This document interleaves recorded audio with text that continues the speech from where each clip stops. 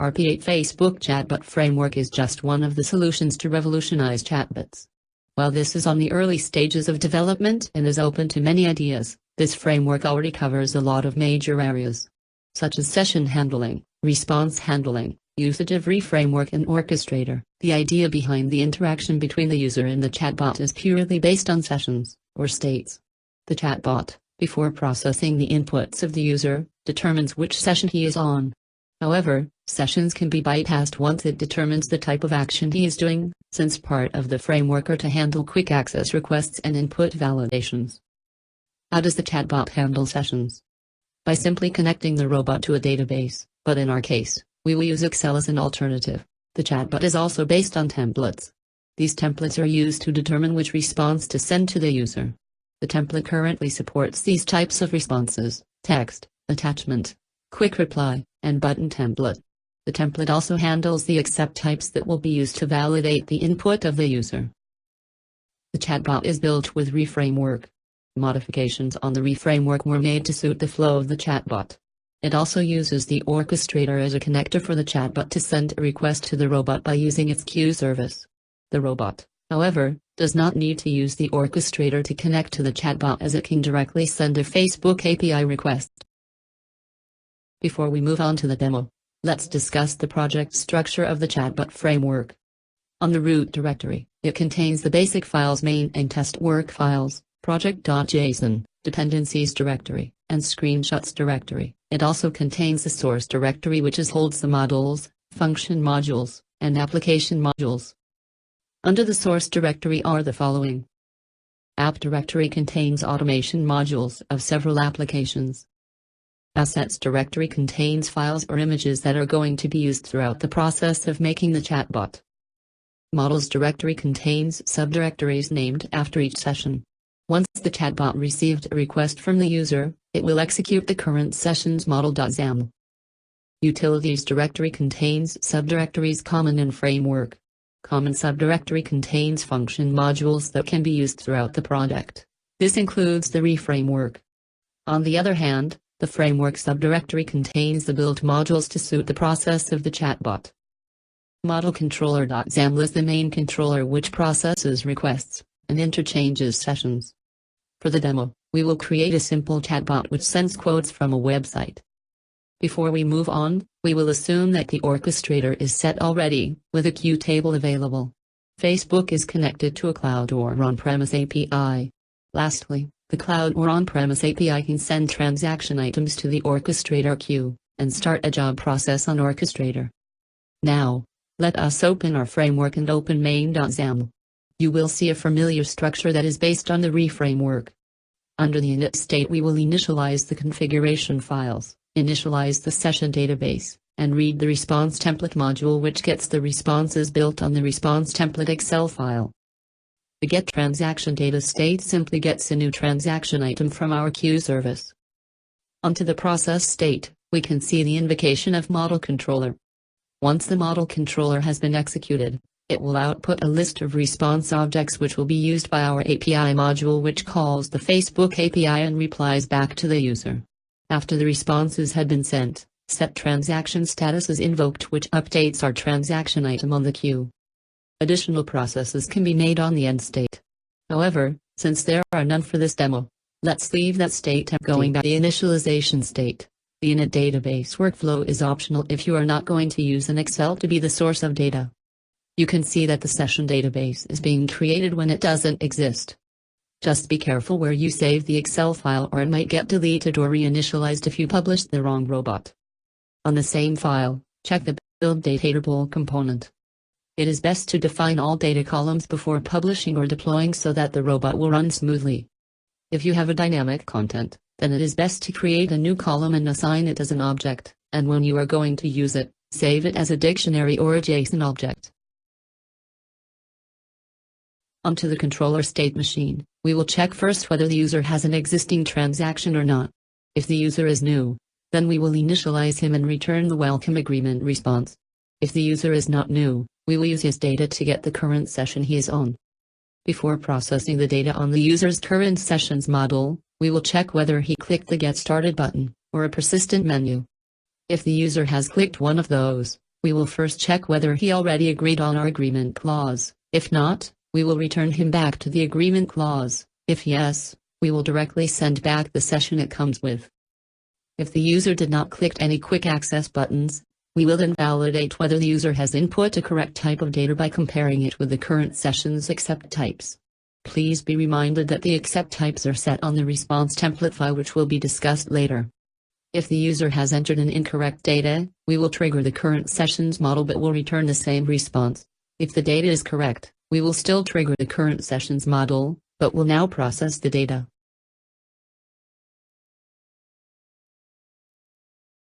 Another validation is the validate input state. Here we the current session's response type and determine which action of validation to choose from. You can see a switch case wherein we can specify the response types so that we can customize the way we validate the data. Ideally, this state is best for responses with options, and as you can see on the default, we just bypass the data. Onto the button and quick reply cases. They have the same processes on validating an input. For now, we validate the options by means of matching the titles and synonyms of each option with the input of the user. If there's no match, we raise a business rule except saying that there is no match. This exception, however, does not break our code. It will still go through the model of the session, but will fall under the fallback state. If there is a match, then we replace the current data with the index of the option for the model to process. Let's discuss first the response template file. Under the Assets directory, open Response Template Excel file. The response template consists of several sheets: responses, response texts, response options, response attachments, and remarks. Under the responses sheet, this sheet contains all responses that can be called on the chatbot. Each response must come with accept types and a response type. The response name and response type are going to be the bases to get the texts, options, or attachments from the other sheets. If responses type is text, it will get the responses under the response text sheet. If response type is attachment, it will get the responses under the response attachments sheet. If response type is quick reply and/or button, it will both get the responses under the response text and response options. The accept types, on the other hand, are used by the controller to validate the user's request data with the current session's accept types. Moving on to the next sheet, response texts. Each response can have multiple response texts. These, however, will not be part of one whole message box but as separate message boxes. Just take note that if you want to have multiple text responses, it must have the same name with the response name. The response options indicates the buttons to be shown onto the users. It is a requirement of the chatbot to have at least one response text so that there is a text description before showing the buttons. Take note that there are limitations on the number of buttons shown to the user on each response type. This is not yet covered by the framework, however we would like to recommend to have a maximum of 3 buttons. For the list of available button types of each response type, refer to the remarks sheet. If the option type is web URL, it is necessary to enter the details in between of synonym and enable columns. If the option types are post backend text, it is best to have a synonym included, otherwise, the chatbot will only use the title of the button. In addition to the options, we can set each option whether to enable them or hide them from the user. The enable column means that the input can be processed on the model, while the hidden column means that the option should not be shown to the user. Lastly, response attachments contains the attachments to be sent to the user. It is a requirement to put either a URL of the attachment or an attachment generated during the execution of the API. For this current build, we don't yet support the sending of local files to the user. This build also does not yet support the handling of file size, so we suggest to upload a maximum size of 25 MB. On the remarks sheet, you can refer to this sheet to check the available types and options for each sheet. After which we had set up the response template, our chatbot will validate these on our initialization state. If invalidated, the chatbot will raise an error. If validated, the chatbot will continue the processing and parsing of the response template to build a data table of raw responses that will be used in generating responses and validating inputs. We are almost complete. The final step on the framework is the processing of each session using their model. The initial steps on the model is to declare the variables, as well as determine whether the controller has raised a business rule exception, or fallback, to the model. If the controller sent a fallback, it will be handled by the handle fallback sequence. On this sequence, it is best to indicate the specific errors so that we can avoid mismatch and default fallbacks.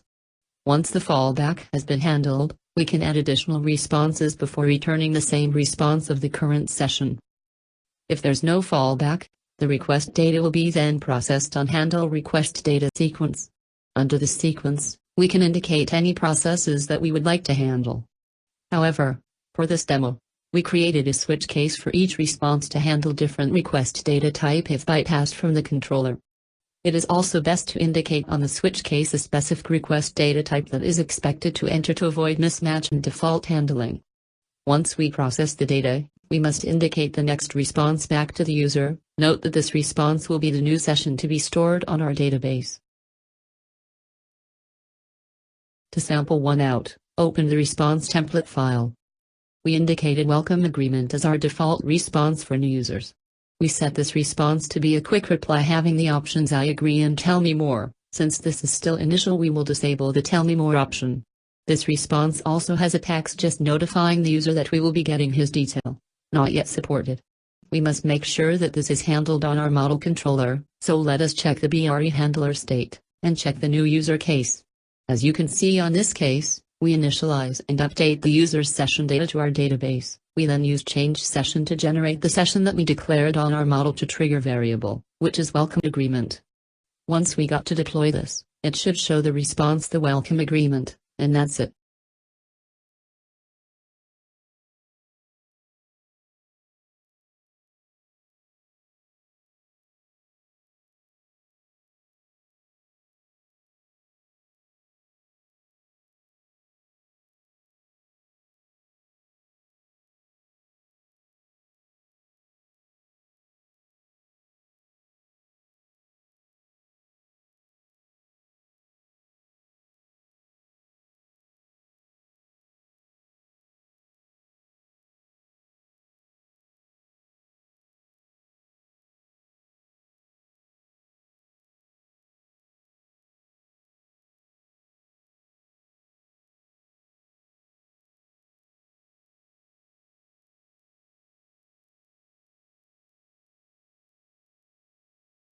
Assuming that we have accepted the agreement session.